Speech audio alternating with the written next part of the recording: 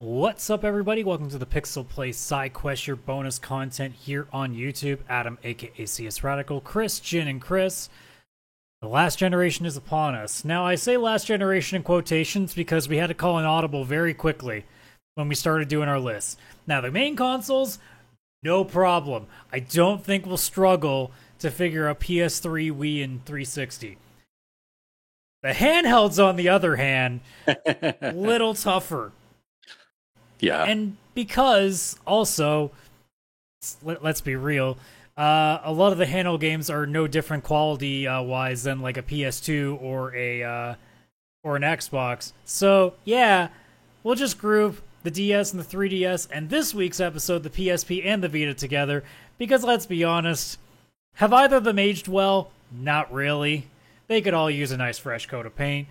Not because finding 3+3 backups was a real pain in the ass or anything. No. It's because, hey, we want to get as much in there as we can. That's exactly how that went down. Like, no lies detected on this one. And I'm not going to lie to you. Look, a lot of original, like, exclusive to these consoles, well, the Nintendo probably won't have nearly as much of an issue when we do that next week. Oh, yeah. PlayStation Portable and Vita, there's not a lot of original content on there.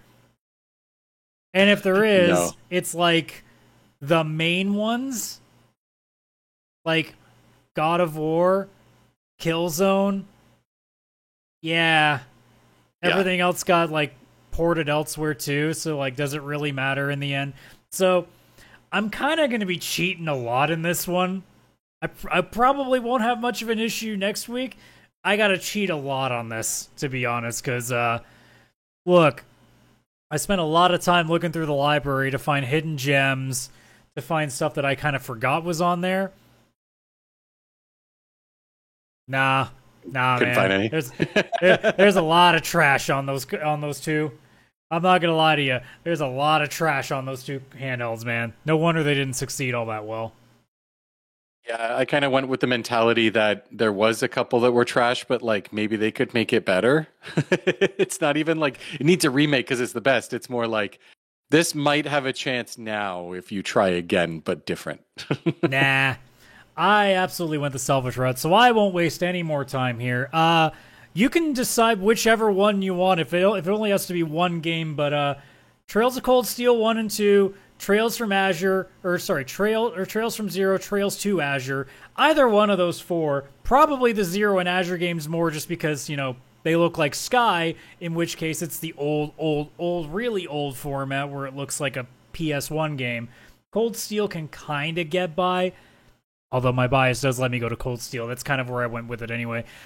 3 and 4 are like PS4-ish, so they don't necessarily need the upgrade as much. Also, they changed a bit of a visual style to it. They kind of seem to evolve every couple of games. I just love to see Cold Steel kind of get like updated back to the OG graphics, but I guess, Zero and Azure wouldn't hurt either. Look, I'm a JRPG guy, and I won't shut the fuck up about Trails. If I gotta finally have a chance to talk about them at all, I'm gonna do it.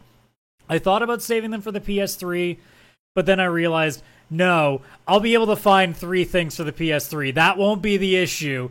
I kind of need to throw some stuff on the portable side here. That's where it's going. Yeah, no, like, pick any of the 4. I'd rather you just do all 4 of them at the same time. Sounds like there's a chance that might actually happen, at least with Azure, given that they're starting to remake Sky now. But, yeah, these could use a bit of an upgrade, because now that you look at them, they look like tail-end PS2 games. I could go without that now. Yeah, they definitely do. They have that PS2 vibe, which is nice, but yeah, it could use the anime more style modern helps look. it a little bit. It's still behind, but Trails has always been at least a generation behind graphically, so. Yeah, true. But that's part of their charm. I mean, they make up for graphics in, oh, by the way, you're going to really love this 13-game series worth of storytelling. Yeah. Yeah, it's not intimidating at all. Take that, Dynasty Warriors.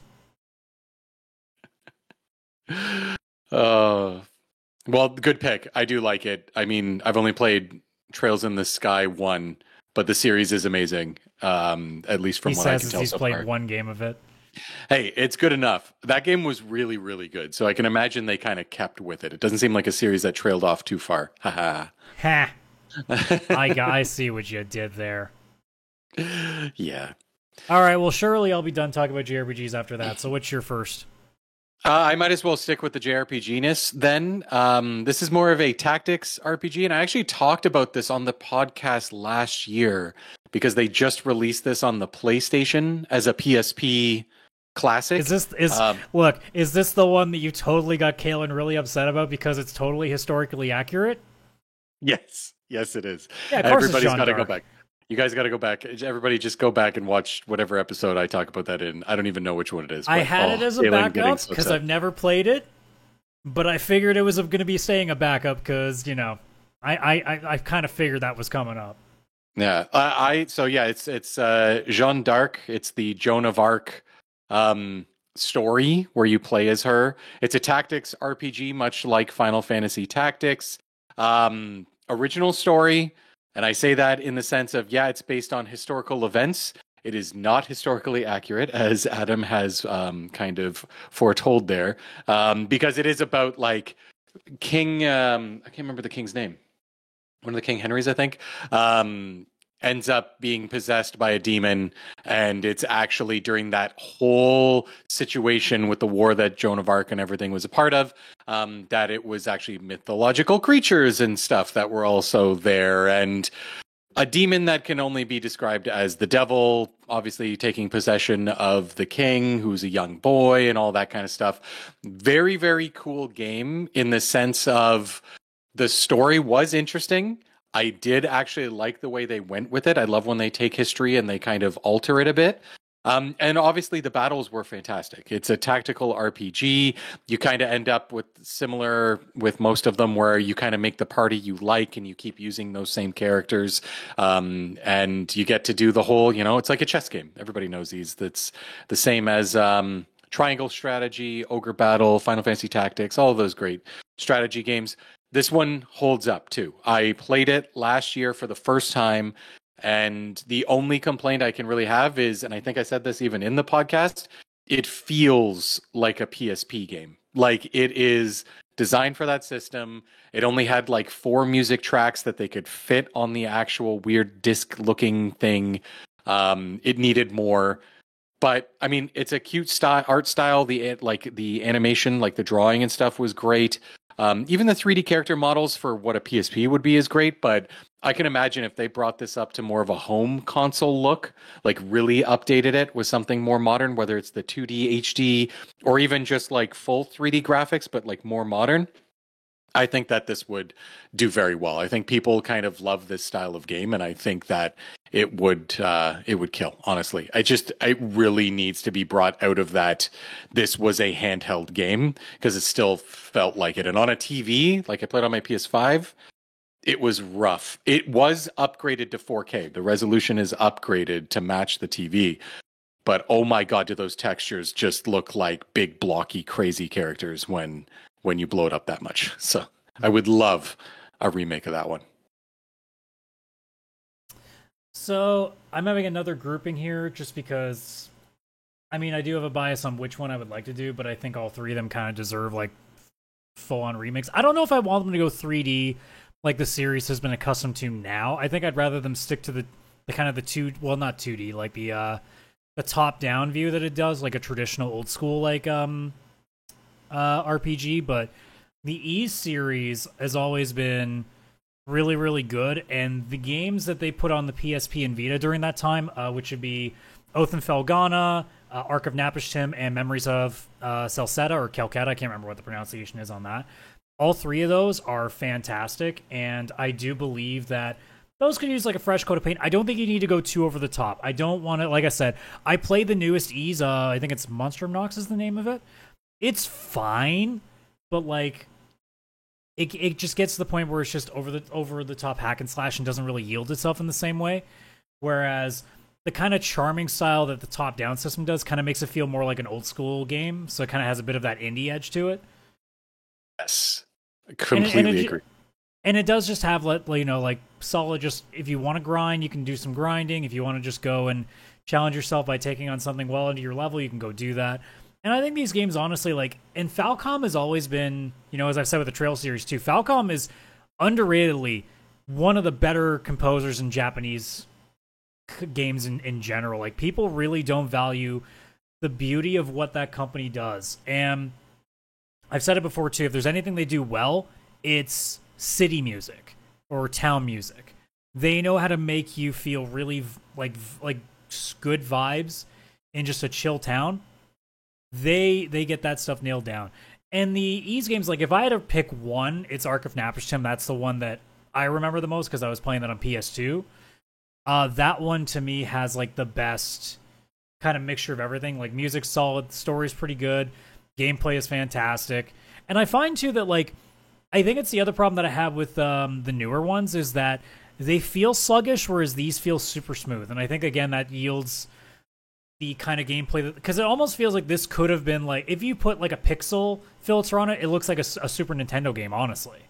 So it has that like really good like arcadey style old school gameplay, which is a way easier thing to translate to today than 3D combat is, because the camera is such a fucking nuisance if you don't do it right.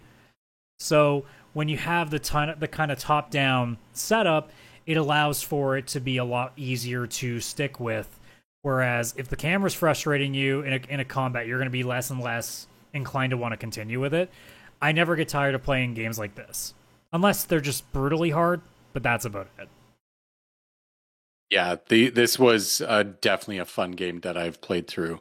I don't think I ever beat it, but I remember playing a fair bit of this. Such a good pick. Yeah, it's just like got that charm of being old school enough, but still actually would translate well to today. Like, it would still hold up. Absolutely. Yeah, like even if you give it like what the Dragon Quest III remake kind of setup does, like, you could do that really, really well with it. Yeah. Yeah, I could definitely see myself picking this up and playing exactly as you just described, with like that same 2D HD kind of vibes. Mm. Oh yeah. All right, what you got next on your number 2 here? All right, so this is one where it was a series I really wanted to like, and I think that it's just probably because of the limitations of the hardware we got what we got. And I'm going to group these two together. It's the Dissidia Final Fantasy series. I loved the concept at the time where it was like Final Fantasy. I feel like the first one was 1 to 10 or 1 to 11, actually. Sorry. I don't know if 12. I don't think 12 was out yet. I think the first one was 1 to 11, and then the second one. It's been such a long time. I'm trying to remember too. I think you're right. I don't think Vaughn would have been. No, I think there was the second one. I don't even know if 11 was included with it. It might have just been 1 to 10. It might have been just 1 to 10. I loved the concept. I remember reading about it when it was first announced in like gaming magazines and sites back then. You've got Chaos, which is basically the villain of Final Fantasy 1. Plus, I can't even remember the girl's name because she was just like, I think, made up for like being the side of light. And it was light versus dark. So they had a villain from, the first 10 Final Fantasies, and then one of the main heroes, or the main hero from the first 10 Final Fantasies. And it's such a cool concept where they all get pulled in, kind of like a multiverse thing. And there's going to be basically a big fight. Each character had their own story that they went through. And you got to kind of do all this cool stuff. Like, it seemed on paper like it was going to be awesome, right? Like, you're going through Terra's story, and as you're playing, you end up fighting a bunch of other characters because all the stories are intertwined. The thing that kind of ended up not being great was that it seemed like it was some cutscenes with like, or in a map, where you'd move from like one piece to the next, kind of like a world map, but like Super Mario World style, where it was just like the little dots on a very simplistic, not very good looking map. Then you'd have a cutscene, and then you'd have a one-on-one fight, and it just was that over and over and over again. And the hype of it was like, when you played someone's story, who were they going to run into? Was it going to be one of the villains? Was it going to be one of the other light characters, but they fought anyways? Maybe a misunderstanding or whatever it may be. Maybe they're being tricked by one of the villains. It was a very cool concept, but again, like, the only actual like area that you got to see were just the fight arenas. It was the only like the maps were like nothing. I remember them just be kind of like they were kind of blue, like you were like, oh, like in where the crystals are and that kind of stuff. And then the cutscenes, I think, even didn't really have backgrounds. It was just kind of in those blue areas. So there was just there was nothing to really look at, right? It was all kind of like this story's going to be enough to hold on to this game. And while it was very exciting to see which characters would interact with which characters, it ended up being extremely repetitive, and had no world to kind of look at, right? Because even the battle arenas were set up to be a fighting arena that would be like based on one of the games. But again, nothing exciting enough where it's like, oh, I remember this from the game, blah, blah, blah. So I know the first one was the worst of this and they kind of improved on it as they went. But I think that if they just took this idea, took this series and redid it for modern consoles, that they would be able to do so much more with it and actually have the different worlds and everything that you'd actually see, not just in cutscenes, but maybe you'd walk around in the world and like do a full on just like actual big story or 10 stories that would play out differently depending on which character you played as, and you'd get to see more. Like even just looking at the video now, there's like one battle happening and it is a very boring setting. Like there is not a very nice area for this battle. It's just kind of works. It's like they just copy and pasted like the final boss area of any Kingdom Hearts game and was just like, yeah, that's enough. Yeah.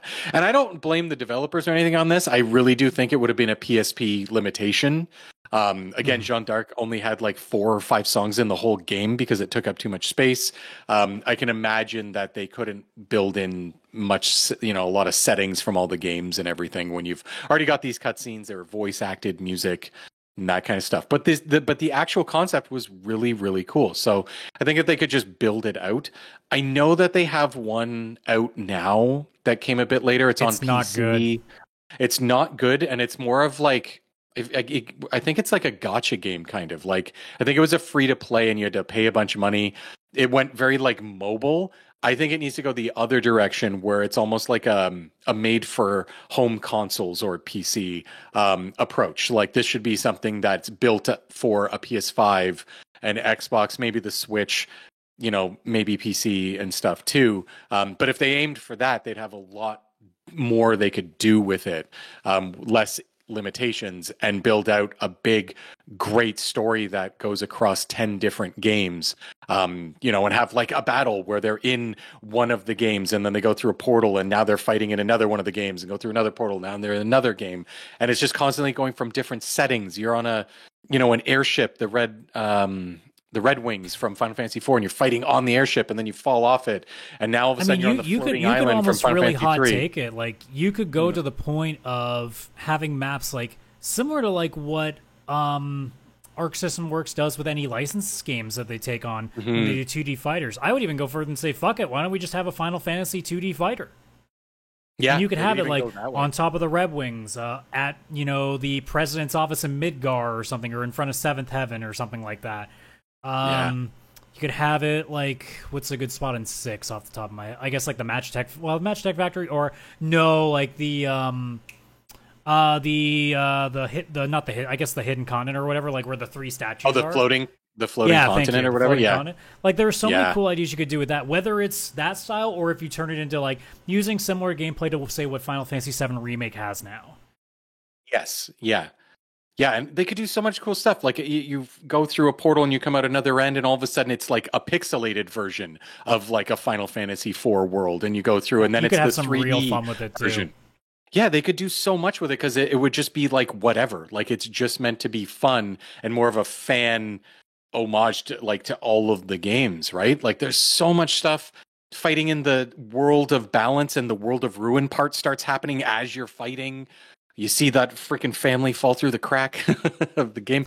Just so much that they could do, right? And throw in all the music, orchestrated versions. Then all of a sudden it's the original version all over the place. And I think it would be a really cool series that would work as like Square's dying to make action games, apparently. This is one where it would actually work if it went like kind of Final Fantasy VII, or even like you said, like an actual fighting game. Right, because they could still do all that stuff and make it just like a normal fighting game. Honestly, it would even make more sense because you just start off with like the main character and the main antagonist to start from each game. And now here's all this crazy DLC you can have by just keep introducing more and more characters into it. Yeah, absolutely. So yeah, this was definitely limited by the PSP. And I think the second one might have been on Vita. I don't even remember if the second was still PSP or not. Because it was like Dissidia 012. Let me check. I don't remember. Like it's one of those things where I see the cover in my head and I just don't remember whether it was. No, it was both on a PlayStation Portable. Yeah.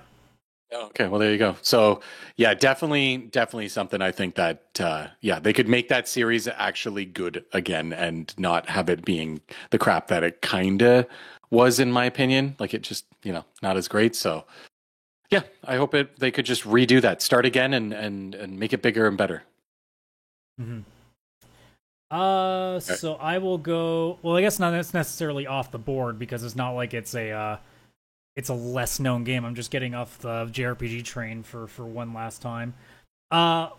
The Oh my god, what's the word I'm looking for? The honorable mention. Jesus Christ, brain. Thanks. I had a couple other small ones. Half Minute Hero was a really cool idea of a JRPG that was around, and a Freedom Wars was kind of like a sort of Attack on Titan-ish sort of gameplay concept that they had on, I believe it was Vita, that I actually liked a lot, and I'd like to replay again. But I never did play this on my own when it came out. But it is something that I'd like to see redone. And I don't want the style to change the way that it was. I'd like to just see them update it and just put a nice fresh coat of paint, 60 frames per second, that shit. The GTA games. Now, specifically, I was going to go with Chinatown Wars rather than like the Vice City stories or Liberty City stories. But if you want to include all of them, there's that. But Chinatown Wars is the one that immediately came to mind of one that I've heard a lot of good things about. It's very highly rated on that system. And I'd like to see it kind of brought up to a modern audience, considering it's the kind of game that, because everybody looks at GTA now as just being this over-the-top expansive world, whereas this is a much more like, hey, what if we sort of like almost indie-fied the GTA series? Because that's what a lot of people would look at the original games and think it was, like an indie version of it, because it's so off-brand for what GTA for that we know it as being now is. Is now, it's just, yeah. This was one of the ones I had also on my honorable mentions, because it's just like it's a new, or was new at the time, Grand Theft Auto, but it was more in line with like Grand Theft Auto 1 and 2, which was cool. So it had like the storytelling of 3, but the kind of look and feel of 1 and 2, and I thought it was genius.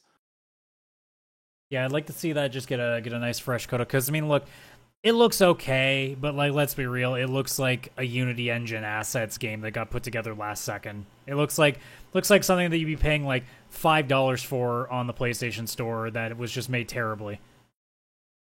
Yeah, it does. I don't know. There's a part of it though. I look at it and I'm like, I mean, I would love it maybe higher resolution and maybe make the cutscenes like more animated and all that kind of stuff. But even just the top-down approach, I'd still be good. Oh, the top-down approach doesn't bother me at all. It looks janky as shit now. Oh, it is janky as shit. Yeah, it was very low resolution with the character animation. I think that was on purpose. Again, limitations for the system. Well, yeah. Granted how big this world was going to be, having to fit that all on a PSP, UMD disc. Those tiny pieces of shit. Yeah, not great. Couldn't have gone with a cartridge. They always have to be different. Always. But don't worry, those kind of discs caught on real well in the long term. Oh yeah, that's the new medium that everybody just uses. It's the one that took over for sure. It's not like they switched to cartridges the following handheld with the Vita or anything. Yeah, good pick though. All right, well, what you got left here? So I have a couple honorable mentions. One of them was actually going to be the GTA series as well. Sonic Rivals 1 and 2, not because they were good, but because I think it's another series that could be redone now. The whole racing to get to the end of a level, beating another character, you're kind of like, you have a rival. There's a purpose to it with the story.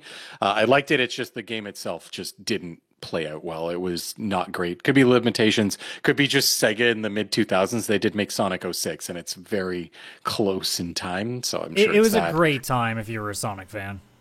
Yeah. Oh yeah. Real great. Sonic and the Secret Rings and shit. And then another honorable mention was just all the Metal Gear games that were stuck to the Portal. I know that they've been kind of released since, but they're like not really remakes or anything. It's more just ported to systems. I think you can get some of them in like a Metal Gear Solid collection. It's more you just have access to them, I think. I can't even tell if all of them are there, which ones are or aren't. Because there's Peace Walker Portable and the Acid 1 and 2. Like there was 4 freaking Metal Gear games on these things. Which is crazy when you think about it. But I think like redoing them, and again, a home console kind of look and feel good. But the game I'm going to go with that I'd really like is actually a Vita game. So I did move over to the Vita for this one. And it's Uncharted Golden Abyss. I am a huge Uncharted fan. I do have a Vita, and I do have Uncharted Golden Abyss. And it's really hard to play it because I'm playing it after...